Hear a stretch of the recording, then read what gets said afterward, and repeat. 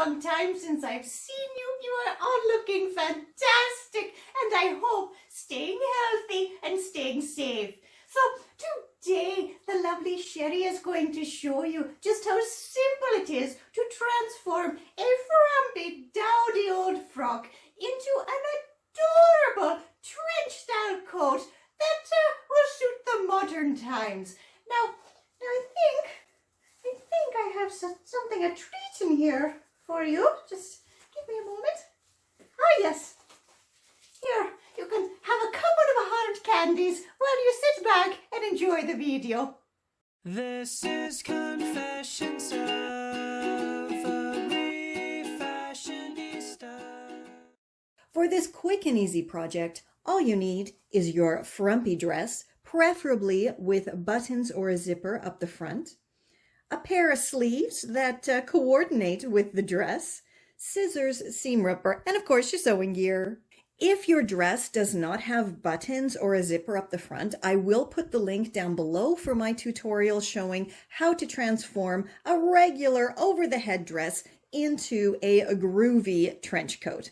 Now, also full disclosure, I've had this project sitting in my stash for quite a few years, since 2013, 2014. It actually even moved over with me from Berlin to Toronto. So now I'm pretty happy that I am finally able to get this done. So as always, the first thing I did was remove those huge shoulder pads, and I also carefully took off this faux pocket because it was really quite useless. And then all of these groovy little accoutrements will end up in my Refashionista stash to be upcycled into something fab in the future.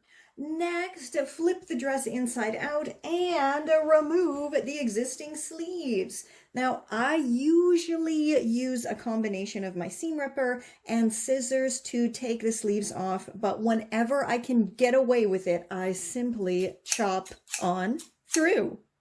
Next, pop your sleeves into the armholes with right sides facing and with the top seam and bottom seams lined up. Then go stitch them together. Guten Tag! Are you enjoying this video? Good! Then maybe you want to subscribe to the Confessions of a Refashionista channel, follow Sherry on social media, and buy her very reasonable ebooks. They are packed with Refashionista tutorials and fantastic sustainable lifestyle tips and tricks. So, you finish the video and then you go do this, okay? Okay.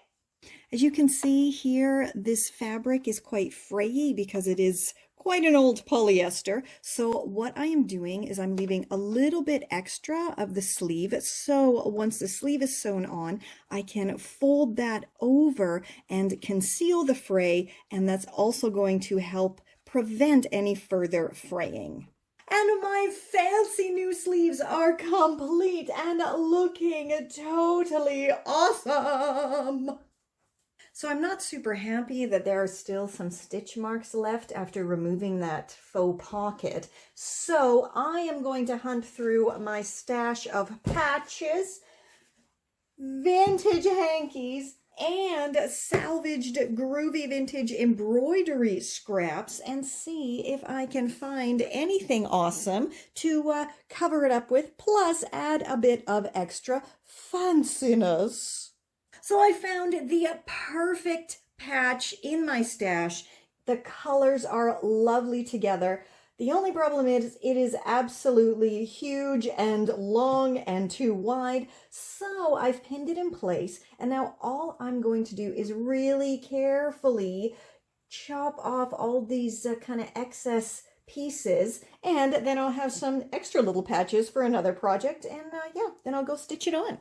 So on the back of the patch here, you can really easily see where all of these little bits have been joined up together. So all you have to do is carefully chop off the bits that you don't need.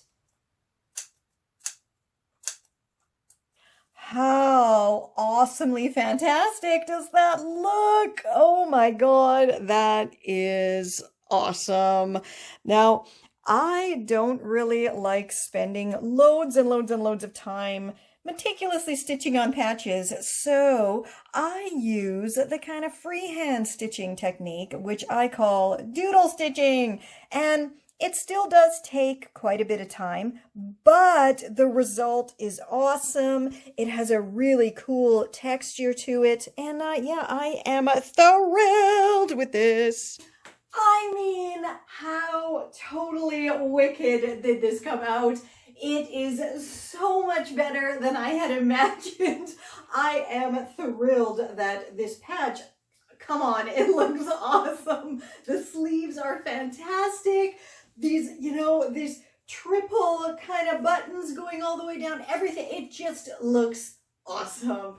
And yeah, such is the case when you're upcycling and refashioning. Sometimes things come out really, really bad and you gotta start over, but other times come out like this, so much better than you had pictured, and that is the beauty of refashioning. If you want loads of tips, tricks, sustainable lifestyle, everything, plus a ton of upcycling Refashionista tutorials, head on over to my site at refashionistasherry.com and check your closets. There's no need to even go buy secondhand stuff now. Go check your closet and upcycle the stuff you don't wear. I mean, I have over 1,500 tutorials to help you on your way, as well as loads of ebooks. I mean, if you don't sew, who cares? I have tons of no-sew tutorials. Want to start sewing?